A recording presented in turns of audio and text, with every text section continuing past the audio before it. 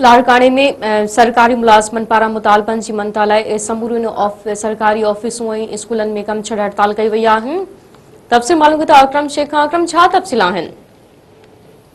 जी, मैं तव्हांखे ॿुधाईंदो न त लाड़काने में पैरामेडिकल स्टाफ एसोसिएशन तरफ़ां सिंध एम्प्लॉइज़ अलायंस जे सर ते पंहिंजे जाइज़ मुतालबनि जे मञता लाइ कम छॾ हड़ताल कई वई आहे। उन मौक़े ते पाकिस्तान पैरामेडिकल स्टाफ एसोसिएशन तरफ़ां सरकारी अस्पतालनि जी तालाबंदी करे कम छॾ हड़ताल कई वई, जिते मुलाज़िमनि मुतालबनि जी मञता लाइ धरणो पिणु हंयो वियो। सख़्त नारेबाज़ी कई। उन मौक़े ते उहिदेदारनि सदर शाही खान जागीरानी, जनरल सेक्रेटरी ज़ुल्फ़िकार सहतो, गुलाम हुसैन कादरी, अला नवाज़ मंगण, अब्दुल फताह नारेजो ऐं ॿियनि मीडिया सां ॻाल्हाईंदे चयो आहे त सिंध एम्प्लॉइज़ अलायंस जी ॻाल्हि ते ग्रैंड हैंड अलायंस तरफ़ां चांदका मेडिकल कॉलेज अस्पताल ऐं लाड़काने जे इमरजेंसी खां सवाइ चइनी ब्लॉकनि जूं समूरी ओपीडीज़ जो मुकमिल बंदि करे एहतिजाज रिकॉर्ड पूर्ण करायो वियो आहे। इन्हनि मुतालबो कयो आहे त डीआरओ अलायंस ऐं पेंशन कटौती बिल वापसि करणु ऐं ग्रुप इंश्योरेंस ॾियणु ऐं बेन्युअल फंड पघारुनि में 70% वाध कई वञे। ॿी सूरत में एहतिजाज जो दायरो वधायो वेंदो। जी अकरम, अवांश महिरबानी।